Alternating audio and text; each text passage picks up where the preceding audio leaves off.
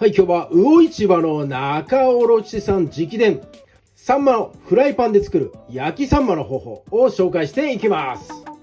サンマの塩焼きを食べたいけれどグリルの掃除がするのが面倒で億劫になっている、そんな方日本中にたくさんいると思います。なので今日はフライパンで簡単にサンマの塩焼き作る方法を紹介していきます。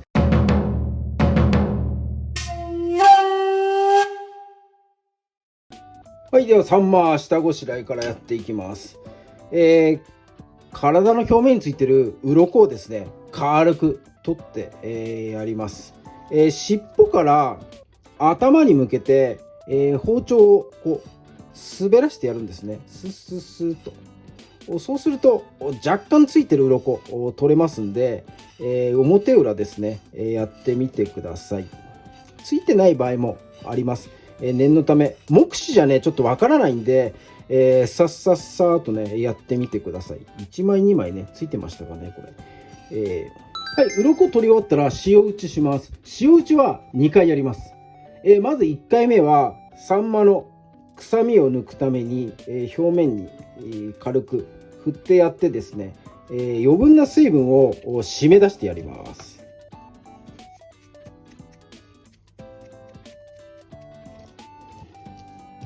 はい、1、2分ですね置いときましょう。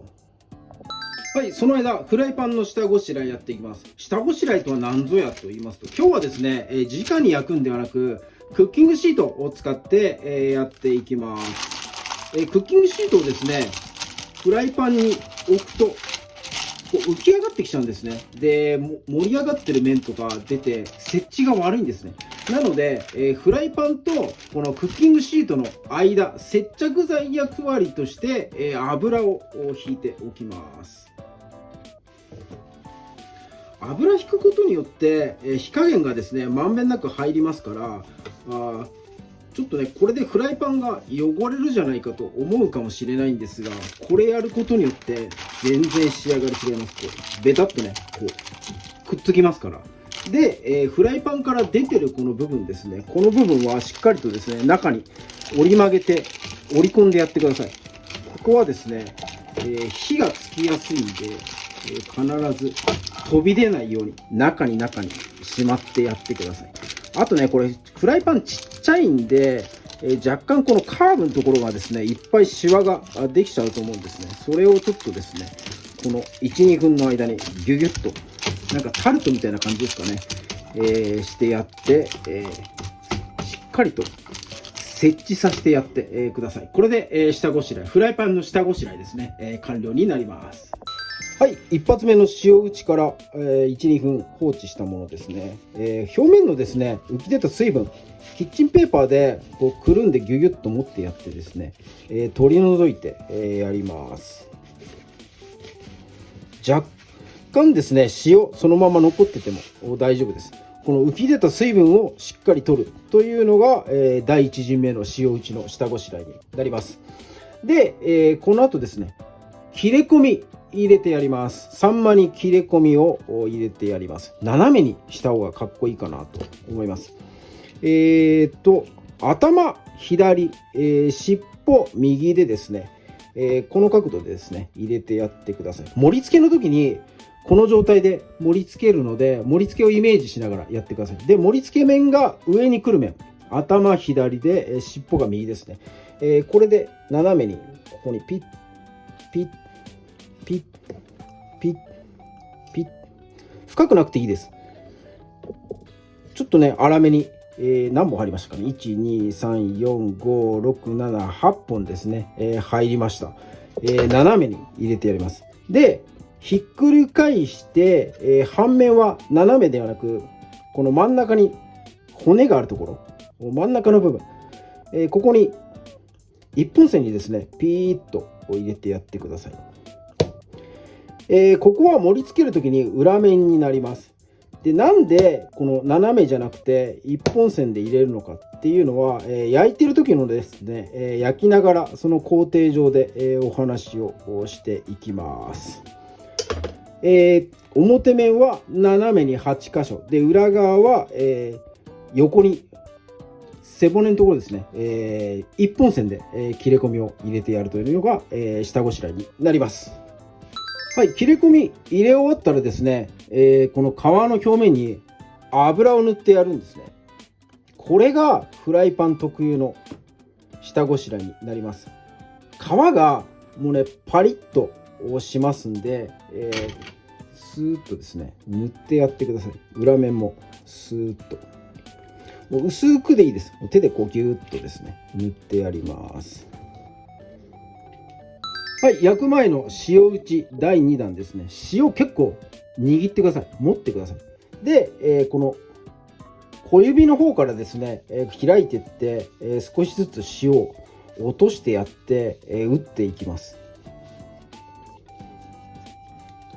はい、裏表いきましょう。油に塩がこうくっつくような感じですね。塩が、まんべんなくついてるとクッキングシートにも皮がつかずに済みます。そしてこの握った塩ですね、だいぶ残ってると思うんですが、この塩はですね、これ重要です。ここからが重要です。この顔の部分、頭の部分ですね、ここにいっぱいくっつけてやります。焼き上がりにここ真っ白になってもうねプロっぽくなるんですね、もう見栄えが。なのでこの顔の部分に塩をですねこの塗りたくってやります。あとですね、この尻尾の部分、ここにも塩をですね、塗りたくってやります。頭と塩が、焼き上がりね、真っ白な状態にこう出てくる、盛り付けがされるっていうのがね、めちゃめちゃこうプロっぽく見えますんで、美味しくしずる感もありますから、頭と尻尾ですね、に塩をギュッとですね、握ってつけてやるっていう、これがね、プロの技ポイントになります。はい、そしたらフライパン小さいんでね、サンマ半分にしたいと思います。斜めにする、半分にするときね、斜めにするような説明の動画結構あると思うんですが、斜めにすると断面の面積が増えちゃって、そこから美味しさ逃げてっちゃいますから、断面の面積を最小にするためにもう直角で OK です。もう直角でこのまま真ん中に入れてやります。で、真ん中中心部はね骨がありますから、そこだけこう力を込めてですねギュッとこう切ってやってください。はい、こんな感じですね。内臓入れたまま焼いていくと風味もね立ちますから、内臓抜かないでね、もうこのまま焼いていきますよ。はい、では焼いていきます。焼く前にフライパンよく温めてください。で、火加減はですね弱火の一歩先ぐらいでやっていきます。途中クッキングシート焦げたりするんで色が変わってきてね、その様子を見ながら火加減は調整していきます。それ後で説明します。はい、じゃあ温めたフライパンにサンマ入れていきますね。この斜めにした切れ込みの部分、切れ込みの面ですね、こいつを下にして、並べていきます。最初に斜めにした部分は盛り付けの表側に来る面ですね。こいつを先に炒めて焼いていきます。ジュッと音がしてる。ちょっと強いかな。クッキングシートがですね、黒くなってきたら200度超えてる証なんですね。だいたい180度とか170度とかその辺の温度帯で焼いていきたいんで、クッキングシートの色合いを見てですね、焦げてきたら火加減を弱めてください。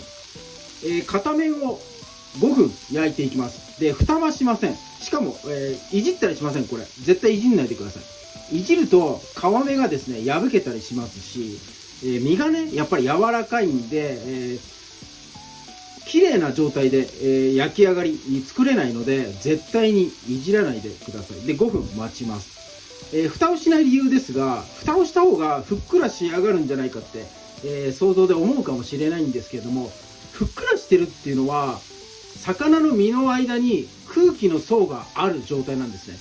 で、空気の層があるっていうのは余分な水分が抜けて、その部分に空気の層ができてるっていう状態なので、余分な水分が抜ける、蒸発するように蓋はしないで、このまま、余分な水分が飛ぶ状態を作っておいてあげます。炭火でね焼く時とか蓋しないじゃないですか、絶対にね。なので、あの原理と一緒で、もう好隙間がね、余分な水分が飛んで、その部分に空気の層ができるようなイメージでですね、焼いてもらえばいいかなと思います。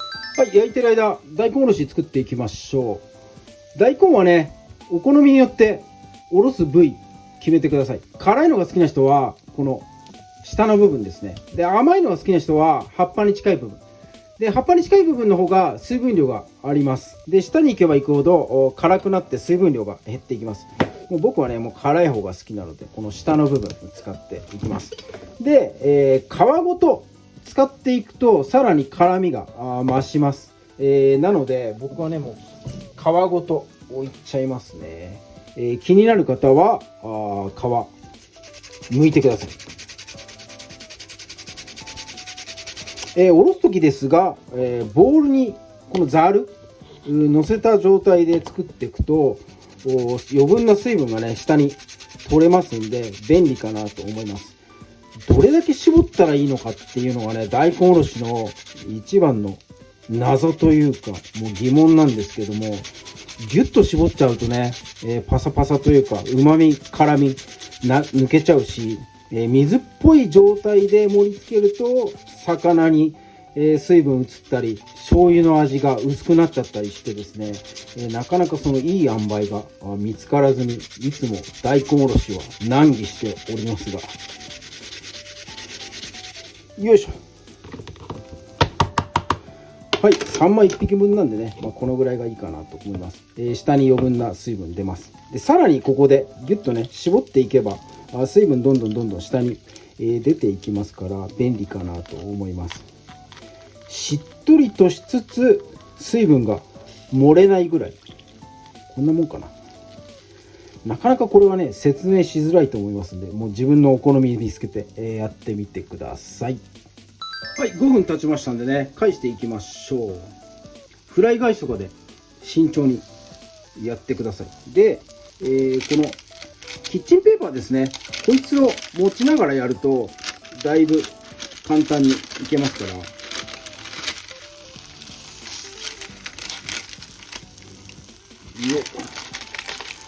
いいですね。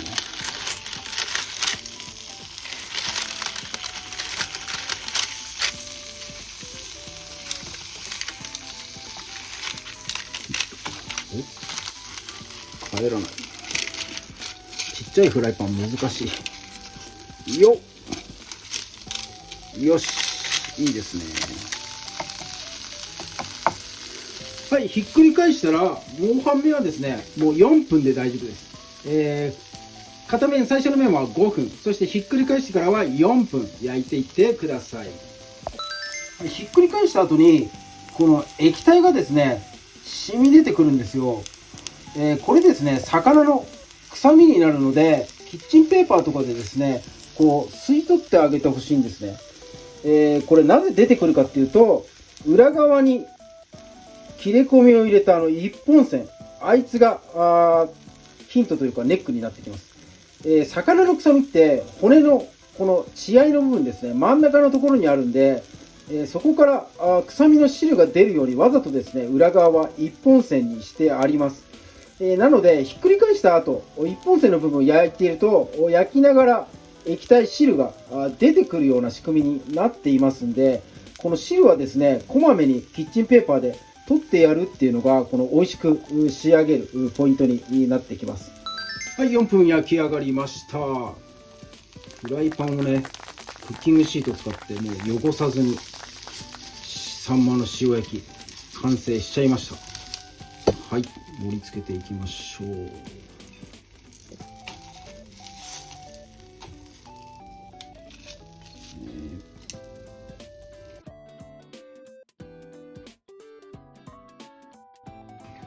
よいしょ。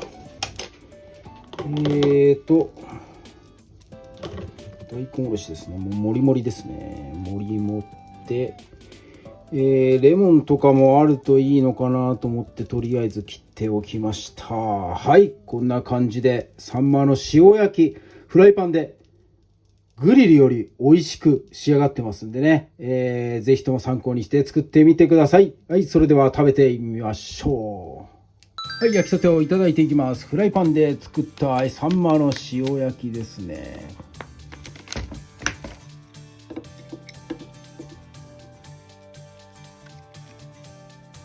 いやー、ふかふかだ。これ絶対うまいよ。はい、大根おろしをのせていただきます。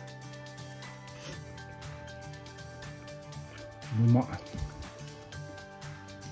わあ、もう10本ぐらい食べたい。永遠に食べれるな、旬のサンマって。めちゃくちゃうまい。もうね、グリルは汚れる心配ないんで、もうね、いっぱい焼いていっぱい食べたいですね。もう掃除するのがほんとめんどくさいんで、もう食べたいんだけどっていう人もね、僕の他にももういっぱいいると思うんですよ、本当にね。これはね、サンマ、食べたい人のためのフライパンレシピも救世主です。これ絶対やってください。うん、うまい。めっちゃうまい。この内臓の詰まったここの部分ですね、この腹のところ、ここの肉が一番脂乗ってて一番うまい。でもここは取りづらい。これね、うまいですよね、ここ。うんうまっ。ふっくらしててしっかりとね脂も残ってますし、こう皮目がね、なんつってもこの油塗ってるんで、裏技なんですが、もうパリッとしてるんでめちゃめちゃうまいです。うん、うまい。はい、これ動画閉まんないんで、閉めてから食べたいと思います。はい、今日は仲卸さん、魚市場の仲卸さんに教わった、サンマフライパンで焼く塩焼きの方法ですね、を紹介しました。もう裏技がねいっぱいあって、プロの技と漁師の技、それからね仲卸さん独自の考えで作った技とかもありますから、すごくねポイントが詰まってて、いい動画になってるかなと思います。ぜひとも参考にして、サンマいっぱい食べてみてください。今日も動画最後まで見ていただいてありがとうございます。いいね、グッドボタンとチャンネル登録、そしてコメントの方もねぜひともよろしくお願いいたします。